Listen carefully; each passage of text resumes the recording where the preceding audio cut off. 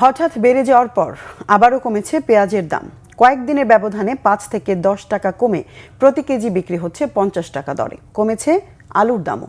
প্রতি কেজি আলু বিক্রি হচ্ছে 16 থেকে 20 টাকায়, যা গত কয়েক বছরের মধ্যে সর্বনিম্ন।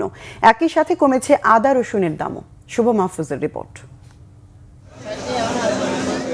একসময় চালের দাম বেড়ে গেলে বলা হতো বেশি করে আলু খান, ভাতের উপর চাপ কমান।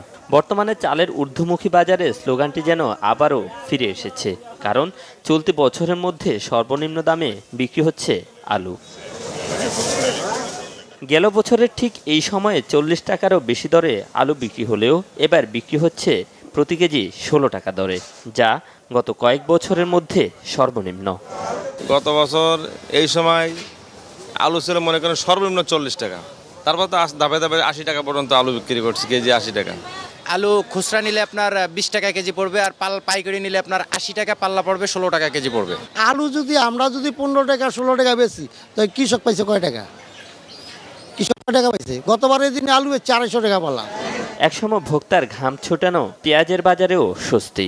সরবরাহ কম থাকার অজুহাতে কয়েকদিন আগে দাম বাড়লেও আবার কমেছে কেজিতে 10 টাকা পর্যন্ত। আর গত বছরের সাথে তুলনা করলে এই পণ্যটিও মিলছে প্রায় অর্ধেক দামে। 50-55 টাকা বিক্রি হইতেছে, তবে পেঁয়াজের দামটা একটু কম হলে ভালো হইতো। গত বছর আরও বেশি ছিল, 80-90 টাকা কেজি পেঁয়াজ ছিল। কারণ এখন আলু বলেন, পেঁয়াজ বলেন, রসুন বলেন, যেভাবে আছে এইভাবে চলে আমাদের। পেঁয়াজ, আলুর মতো মাছ মাংসের দামও নিয়ন্ত্রণে আনার পরামর্শ ক্রেতাদের। মাছ মাংস এগুলো অনেক বেশি আর কি। এখন এগুলোতে আপনার হয়তো কোনো ব্যবসা কোনো কিছু যে আছে সমস্যাগুলো, এগুলো আমাদের একটা সমন্বয় করা উচিত।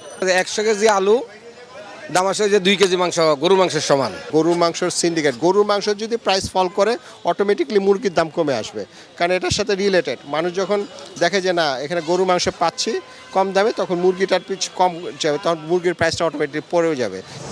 মানুষের জীবনে স্বস্তি আনতে নিত্যপণ্যের বাজারের ব্যাপারে সরকার সামগ্রিক পদক্ষেপ নেবে, এটাই সবার প্রত্যাশা।